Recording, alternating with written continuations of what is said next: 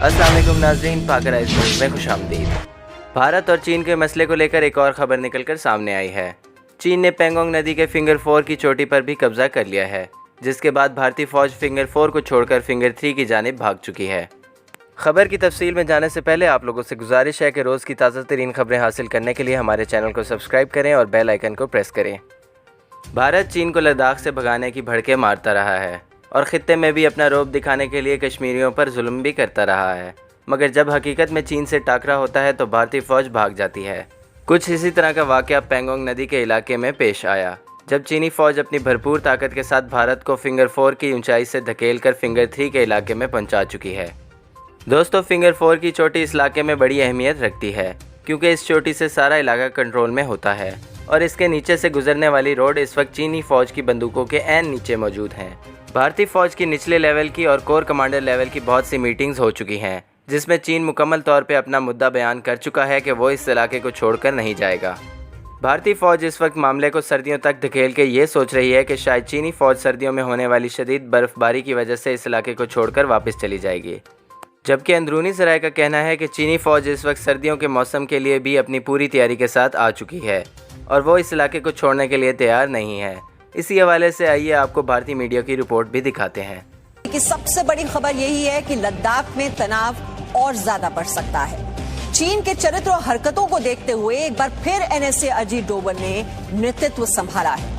भारत और चीन के बीच कमांडर स्तर की हुई बातचीत पर एनएसए डोवल ने कल बैठक की। इस बैठक में कैबिनेट सचिव, गृह सचिव, विदेश मंत्रालय के प्रतिनिधि शामिल हुए। लेकिन इन सारी चीज़ों में जो सबसे बड़ा मसला है, जो सबसे बड़ी गांठ है, वो पेंगोंग त्सो का फिंगर 4 एरिया है, जहां की हाइट्स पर चीन बैठा हुआ है और उसको खाली नहीं कर रहा है। और जब तक वो खाली नहीं करेगा तब तक भारत और चीन के बीच में जो ये तनाव चल रहा है ये सुलझेगा नहीं। इसीलिए बार बार आशंका जताई जा रही है कि ये मसला जो है लंबा खिंचेगा और संभव है कि ये सर्दियों तक जाए। सर्दियों में उस इलाके को होल्ड कर पाना, वहाँ तैनाती कर पाना सबसे ज़्यादा मुश्किल होता है। शायद तब स्थितियाँ कुछ बदलें और चीनी सैनिक शायद पीछे जाएं, क्योंकि उससे पहले अभी तक की जो भी चीज़ें हैं, चीन बाकी जगहों से पीछे हट रहा है। लेकिन हॉट स्प्रिंग में भी चीनी सैनिक बने हुए हैं, जो PP-15 कहलाता है, पेट्रोलिंग पॉइंट 15, और उसके अलावा फिंगर 4 का एरिया है, जो कि सबसे ज़्यादा विवाद की वजह है।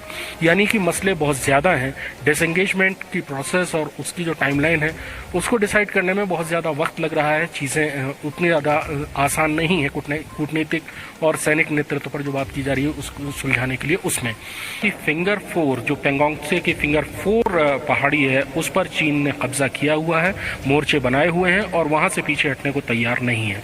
4 राउंड की कोर कमांडर लेवल की बात हो चुकी है, उससे छोटे लेवल के जो कमांडर्स हैं उनकी कई बार बात हो चुकी है, इससे ज्यादा बार। लेकिन जो 14 तारीख की बातचीत थी उसके बाद भी फिंगर 4 से पीछे हटने का चीन का कोई संकेत नहीं मिला है। फिंगर 4 के रिजेस पर या रिज लाइन पर, यानी उसके ऊपर, चीन ने 2 ऐसे पॉइंट हैं जिनको एक को ग्रीन पैच कहते हैं, एक को ब्राउन पैच कहते हैं। वहां दोनों जगहों को मिलाकर 70 से 80 सैनिक, यानी लगभग एक कंपनी वहां पर तैनात है रिज लाइन के ऊपर।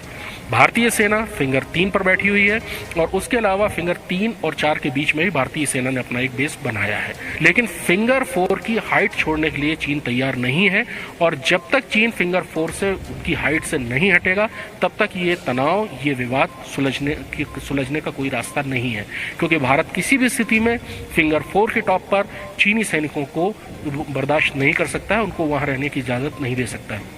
फिंगर 4 ही क्यों? उसकी वजह यह है कि फिंगर 4 के नीचे से जो सड़कें जाती हैं वहां पर चीन ने फिंगर 5 तक अपनी पक्की सड़क बना ली है। भारतीय सैनिकों ने फिंगर 2 और फिंगर 3 तक सड़कें बनाई थी, लेकिन उसके आगे सड़क नहीं थी।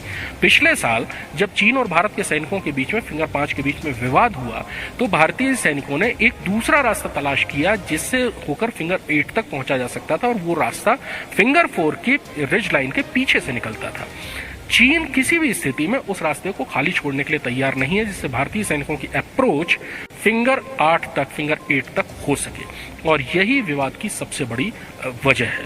3 जो और फ्लैश पॉइंट थे, यानी गलवान घाटी में पेट्रोलिंग पॉइंट 14, हॉट स्प्रिंग में पेट्रोलिंग पॉइंट 15 और गोगरा में पेट्रोलिंग पॉइंट 17A, इनमें से गलवान घाटी से सैनिक पीछे हटे, PP-14 से चीनी सैनिक पीछे हटे हैं, 1 से 1.5 किलोमीटर पीछे हटे हैं।